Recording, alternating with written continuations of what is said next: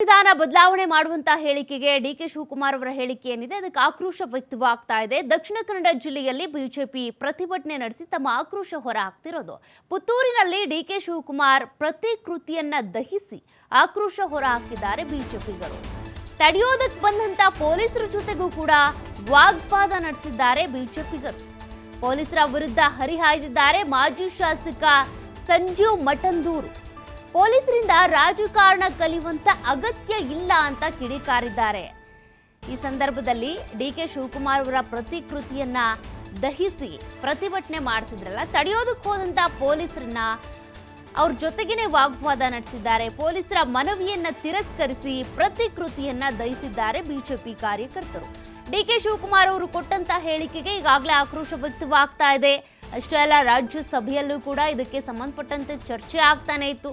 AICC ಅಧ್ಯಕ್ಷ ಮಲ್ಲಿಕಾರ್ಜುನ್ ಖರ್ಗೆ ಉತ್ತರ ಕೊಡಿ ಅಂತಿದ್ರು. ಈಗ ದಕ್ಷಿಣ ಕನ್ನಡ ಜಿಲ್ಲೆಯಲ್ಲೂ ಕೂಡ ಡಿಕೆ ಶಿವಕುಮಾರ್ ಅವರ ವಿರುದ್ಧ ಪ್ರತಿಭಟನೆಗಳು ನಡೆದಿವೆ. ಅವರ ಪ್ರತಿಕೃತಿಯನ್ನ ಧರಿಸುವಂತ ಸಂದರ್ಭದಲ್ಲಿ ಪೊಲೀಸರು ಹಾಗೂ ಬಿಜೆಪಿ ಕಾರ್ಯಕರ್ತರ ನಡುವೆ ಒಂದಿಷ್ಟು ಮಾತಿನ ಚಕಮಕಿ ವಾಗ್ವಾದ ನಡೆದಿದೆ.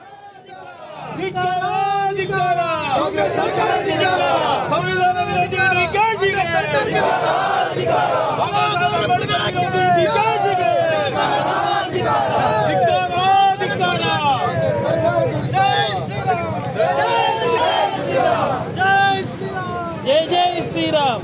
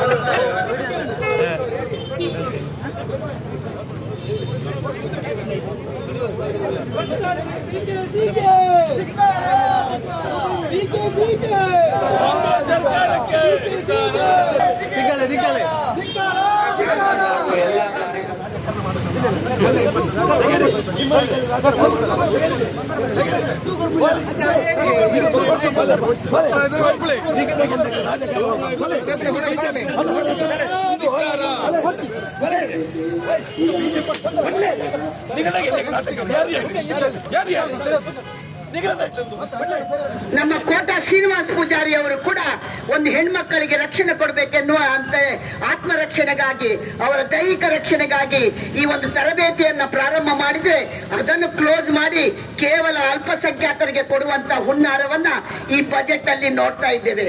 ಇವತ್ತು ನಾವು ಕೇಳಬೇಕಾಗಿದೆ ಬಂಧುಗಳೇ, ಇವತ್ತು ಇಲ್ಲಿ ನೈನಾ ಹಿರೇಮಠ್ ಲವ್ ಜಿಯಾದಿನಲ್ಲಿ ನೈನಾ ಹಿರೇಮಠ್ ಸತ್ತಿರ್ಬೋದು, ಯಾವುದೇ ಸಬೀನಾ ಸತ್ತಿಲ್ಲ ರೀ. ಇವತ್ತು ಆತ್ಮರಕ್ಷಣೆ ಬೇಕಾದ್ರೆ ಅದು ನಮ್ಮ ಹಿಂದೂ ಮಹಿಳೆಯರಿಗೆ, ಹಿಂದೂಗಳಿಗೆ ಬೇಕಾಗಿರತಕ್ಕಂಥ ಆತ್ಮರಕ್ಷಣೆಯನ್ನು ಯಾರು ಯಾವುದೇ ಒಂದು ಅನ್ಯಾಯಕ್ಕೆ ಒಳಗಾಗದಂತ ಮಹಿಳೆಯರಿಗೆ ನೀವು ಕೊಡ್ಲಿಕ್ಕೆ ಹೋಗ್ತಿರಲ್ಲ, ಇದು ಯಾವ ಸಾಮಾಜಿಕ ನ್ಯಾಯ? ಅವರಿಗೆ ಕೊಡುವುದಕ್ಕೆ ನಾವು ಟೀಕೆ ಮಾಡ್ತಾ ಇಲ್ಲ, ಅವರಿಗೆ ಕೊಡ್ತಾ ಜೊತೆಗೆ ಎಲ್ಲರಿಗೆ ಕೊಡುವಂತ ಸಾಮಾಜಿಕ ನ್ಯಾಯವನ್ನ ಮುಖ್ಯಮಂತ್ರಿಗಳು ತೋರಿಸಿಕೊಡ್ಬೇಕಾಗಿದೆ ಬಂಧುಗಳೇ. ಅದಕ್ಕೆ ಇಷ್ಟೇ ಹೇಳ್ತಾ, ಇನ್ನು ಏನು ಬಹಳಷ್ಟು ಕಾಂಗ್ರೆಸ್ ನಾಯಕರು ಹೇಳ್ತಾರೆ, ಏನು ಬಿಜೆಪಿ ಅವರಿಗೆ ನಾವೇನು ಹಿಂದುತ್ವವನ್ನು ಗುತ್ತಿಗೆ ಕೊಟ್ಟಿದ್ದೇವಾ ಅಂತ. ನಾವು ಕೂಡ ಹಿಂದೂಗಳನ್ನ ಉಲ್ಲೇಖವನ್ನು ಮಾಡ್ತಾ ಇದ್ದಾರೆ. ನಾನು ಹೇಳಲಿಕ್ಕೆ ಇಷ್ಟಪಡ್ತೇನೆ, ಕಾಂಗ್ರೆಸ್ ನಲ್ಲಿರುವ ನೀವು ಹಿಂದೂಗಳು, ಇದು ಹಿಂದೂಗಳ ದೌರ್ಭಾಗ್ಯ. ನೀವು ಹಿಂದೂಗಳಾಗಿದ್ದೀರಲ್ಲ ಕಾಂಗ್ರೆಸ್ ನಲ್ಲಿ, ಅದು ದೌರ್ಭಾಗ್ಯ. ಯಾವಾಗ ನೀವು ಕಾಂಗ್ರೆಸ್ ನಲ್ಲಿ ಇದ್ದುಕೊಂಡು ಹಿಂದೂಗಳಿಗೆ ಅನ್ಯಾಯದಾಗ ಧ್ವನಿಯನ್ನು ಎತ್ತಿದ್ದೀರಿ? ಒಂದು ಧ್ವನಿ ಎತ್ತಿದಂತ ಉದಾಹರಣೆಯನ್ನು ತೋರಿಸಿ. ಇವತ್ತು ದೇವಸ್ಥಾನಕ್ಕೆ ಬಂದು ಕೇಸರಿ ಶಾಲ್ ಅನ್ನು ಹಾಕೊಂಡು ನಾನು ಹಂಚು ಬದಲಾವಣೆ ಮಾಡಿದೆ, ನಾನು ಕೂಡ ಹಿಂದೂ ಅಂತ ಹೇಳೋದು ಒಂದು ನ್ಯಾಯ ಅಲ್ಲ. ದೇವಸ್ಥಾನ 1200 ವರ್ಷದ ದೇವಸ್ಥಾನ ವಕ್ಫ್ ಬೋರ್ಡಿಗೆ ಹೋಯ್ತಲ್ಲ, ಅದರ ಬಗ್ಗೆ ನಿಮ್ಮ ಹೋರಾಟ ಏನು? ಇದು ಬೇಕಾಗಿರೋದು. ಕೇಸರಿ ಶಾಲು ಹೆಗಲ ಮೇಲೆಲ್ಲ ಕೇಸರಿ ಹಿಂದುತ್ವ ನಮ್ಮ ಹೃದಯದಲ್ಲಿ ಇರಬೇಕು. ಇದು ಹಿಂದುತ್ವದ ಸಂಕೇತ ಬಂಧುಗಳೇ. ಆದ್ರಿಂದ ಇಂಥ ಬೂಟಾಚಾರದ ಮಾತುಗಳು, ಬೂಟಾಚಾರದ ವೋಟ್ ಬ್ಯಾಂಕಿಗಾಗಿ ಈ ಬೂಟಾಚಾರದ